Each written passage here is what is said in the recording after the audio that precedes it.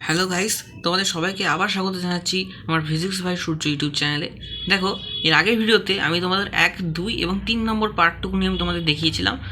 ঠিক আছে, ওটা যদি তোমরা ভালোভাবে বুঝে থাকো তাহলে খুবই বেস্ট। তাহলে তোমরা আমার এইগুলোও তোমরা খুব সহজেই বুঝতে পারবে।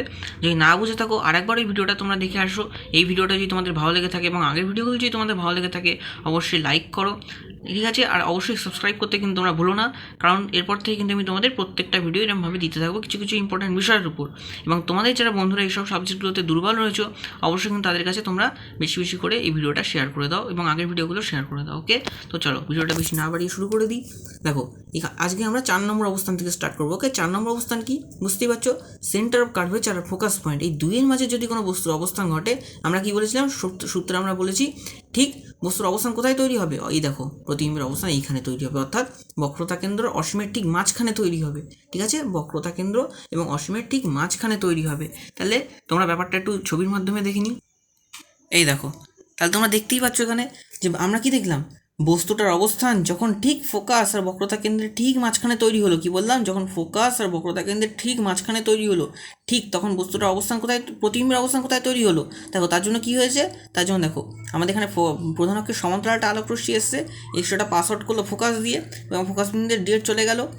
আর আরেকটা কী হলো, আরেকটা আমাদের বক্রতা কেন্দ্র দিয়ে, দেখো বক্রতা কেন্দ্র দিয়ে একটা আলোক রশ্মি, দেখো এভাবে তো করা সম্ভব না, সুতরাং একটা বক্রতা কেন্দ্র দিয়ে আলোক রশ্মি ঠিক ওর সমান সমানে একটা আলোক রশ্মি গেল এবং সেটা যখন বেরিয়ে আসলো, যেহেতু বক্রতা কেন্দ্রের সমান তাই ওটা ওখান দিয়ে কিন্তু পাস আউট করে চলে আসলো এবং করে ঠিক যেটাকে মিট করলো, যখন দুজনকে দেখো সেন্টার অফ কার্ভেচার ঠিক অসীম, এই দুয়ের মাঝখানে কিন্তু প্রতিবিম্বটা গঠন হয়েছে। এবার দেখো এই প্রতিবিম্বের শর্ত কী কী, মানে প্রতিবিম্বটার বৈশিষ্ট্য কী, সেটা তোমরা দেখেই বুঝতে পারছো, আশা করি তোমরা নিজেরাই বলতে পারবে। তাহলে দেখো আমি তোমাদের আরেকবার রিপিট করিয়ে দিই। আকৃতি কিন্তু বস্তুর তুলনায় বড়, অর্থাৎ বিবর্ধিত হবে। বুঝতেই পারছো যে এই যে বস্তুটার যে আকৃতিটা, তার তুলনায় দেখো প্রতিবিম্বের আকৃতিটা কতটা বড়, তোমরা নিজেরাই বুঝতে পারছো। 2 নম্বর কি, সদ্বিম্ব। আমি এটা তোমাদের আগেই বলেছি, যে সাইড থেকে আলোর রশ্মি আসছে সেই সাইডেই যদি আমাদের প্রতিবিম্ব গঠন হয় তাহলে কিন্তু সেই প্রতিবিম্বটা অবশ্যই হয়ে যাবে আমাদের সদ্বিম্ব। আর 2 নম্বর কি, 2 নম্বর হচ্ছে কিন্তু অবশ্যই এটা কিন্তু একটা অবশিষ্ট বিম্ব। ঠিক আছে, অর্থাৎ অবশিষ্ট বা উল্টোভাবে প্রতিবিম্বটা গঠন হচ্ছে, দেখেই বুঝতে পারছো তোমরা। চলো নেক্সটে চলে যাই। দেখো নেক্সট হচ্ছে আমাদের 5 নম্বর অবস্থান।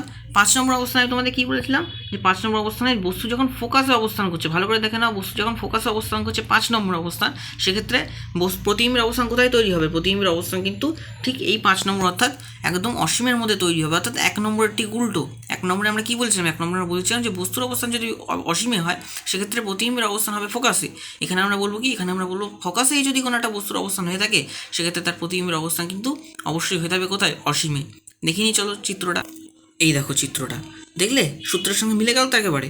ঠিক একটা আলোক রশ্মি গেছে ঠিক 4 নম্বর চিত্রের মতোই। দেখো ঠিক এখানে আমরা দেখছি কি, আমাদের ফোকাস পয়েন্টের মধ্যে অবস্থান করছে এবং ফোকাস পয়েন্ট যখন কোনো বস্তু অবস্থান করছে, এটা বিস্তৃত বস্তু। ওকে, তাহলে কী হলো, প্রধান অক্ষের সমান্তরাল তার থেকে একটা আলোক রশ্মি গিয়ে ফোকাসের মধ্যে চলে গেল, আর 2 নম্বরটা ঠিক সেন্টার অফ কার্ভেচারের সমান সমান গেল, সেন্টার অফ কার্ভেচার থেকে বেরিয়েই চলে গেল আলোক রশ্মিটা, এবং 2 কিন্তু প্রায় সমান্তরাল হয়ে বেরিয়ে চলে গেছে। ঠিক আছে, মানে সমান্তরালই বলতে গেলে। বাট দেখো কোনো একটা বস্তু যখন আছে এবং কোনো একটা বস্তু থেকে যখন আলোক রশ্মি নির্গত হচ্ছে, ফিজিক্সের ভাষায় তারা কিন্তু কোনো না কোনো জায়গায় মিলিত হবেই, হোক না তারা সমান্তরাল, কোনো সমস্যা নেই। বাট তারা ইনফিনিটি অর্থাৎ মহাবিশ্বের কোনো না কোনো জায়গায় কিন্তু তারা মিট করবে এবং মিট করে তারা সেখানে কিন্তু প্রতিবিম্ব অবশ্যই গঠন করবে। ঠিক আছে, তাহলে এই প্রতিবিম্বের বৈশিষ্ট্যগুলো কী কী, দেখো প্রতিবিম্বের বৈশিষ্ট্যগুলো তোমরা বুঝতেই পারছো, দেখে আমি তো আরেকবার রিপিট করে দিই। পাশে দেখো লেখা আছে আকৃতি কিন্তু বস্তুর তুলনায় খুবই বড় হবে। এই যে বস্তুটা, তাদের অসীমে কোথায় গিয়ে প্রতিবিম্বটা গঠন হচ্ছে আমরা নিজেরা বুঝতেই পারছি না, সুতরাং তার যে আকৃতিটা যে কতটা বড় হবে তাহলে তোমরা ভালোভাবে বুঝতে পারছো, প্রায় অসীমে গঠন হচ্ছে। 2 নম্বর কি, 2 নম্বর হচ্ছে আমাদের সদ্বিম্ব। দেখো অবশ্যই বুঝতে পারছো যেই থেকে আলোক রশ্মি এসছে আমাদের সেদিকেই গঠন হচ্ছে, ওই জন্য সদ্বিম্ব। আর 3 হচ্ছে আমাদের অবশিষ্ট। অবশ্যই অবশিষ্টই হবে, তার কারণ সব যখন এদিকে গঠন হয়ে অবশিষ্ট হচ্ছে, এটাও অবশ্যই অবশিষ্ট হবে, নিচের দিকে গঠন হচ্ছে, বুঝতেই পারছো। দেখো এবার আমরা লাস্ট শর্তে চলে আসছি, আমাদের 6 নম্বর শর্ত। কত নম্বর শর্ত, এটা আমাদের 6 নম্বর শর্ত, এটা আমাদের লাস্ট শর্ত।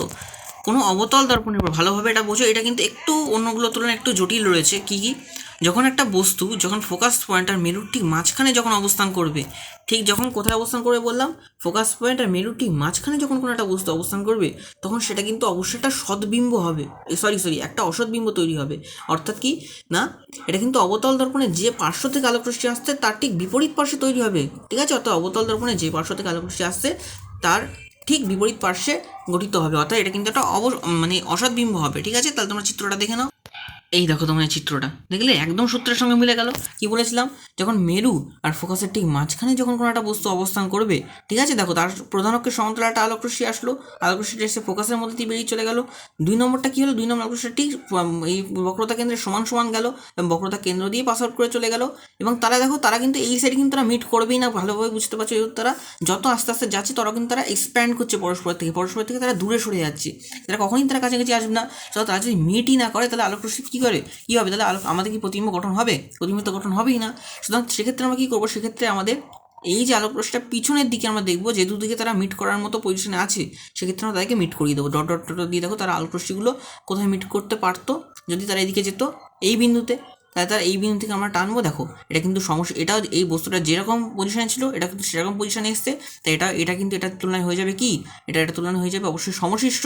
অবশ্যই এটা কিন্তু অসৎ বিম্ব, কারণ যে সাইড থেকে আলোকরশ্মি আসছে সেই সাইডে কিন্তু আমাদের প্রতিবিম্ব তৈরি হয়নি। ওকে, নেক্সট কি, আকার কিন্তু অবশ্যই যে বস্তুটা তার তুলনায় কিন্তু অবশ্যই প্রতিবিম্বের আকার যথেষ্ট বড় হয়েছে, দেখেই বুঝতে পারছো এটা। তাহলে বস্তুটা আমরা তাহলে আমাদের কী দেখছি, আমরা যখন বস্তুটার অবস্থান, যখন ফোকাস আর এই আমাদের মেরুর মাঝখানে অর্থাৎ পোলের ঠিক মাঝখানে যখন আমরা দেখতে পাচ্ছি, সেক্ষেত্রে কী হচ্ছে, সেক্ষেত্রে কিন্তু যে প্রতিবিম্বটা গঠন হচ্ছে সেটা কিন্তু অবশ্যই একটা অসৎ বিম্ব, দর্পণের বিপরীত পার্শ্বে অবস্থান করছে। এবং তার শর্ত কী কী, শর্ত দেখো বা শর্ত বা বৈশিষ্ট্য কী কী, আকার কিন্তু বস্তুর তুলনায় অবশ্যই বড় হবে। 2 নম্বর কি, 2 নম্বর এটা অবশ্যই একটা অসৎ বিম্ব হবে। আর 3 নম্বর কি, 3 নম্বর কিন্তু এটা অবশ্যই একটা সমশীর্ষ হবে, অর্থাৎ এই প্রতিবিম্বটা কিন্তু বস্তু যেরকম সোজা রয়েছে এটা কিন্তু সোজা হবে, অর্থাৎ বস্তুর অভিমুখ যেদিকে প্রতিবিম্বের অভিমুখও সেই দিকেই তৈরি হবে। ঠিক আছে, থ্যাংক ইউ।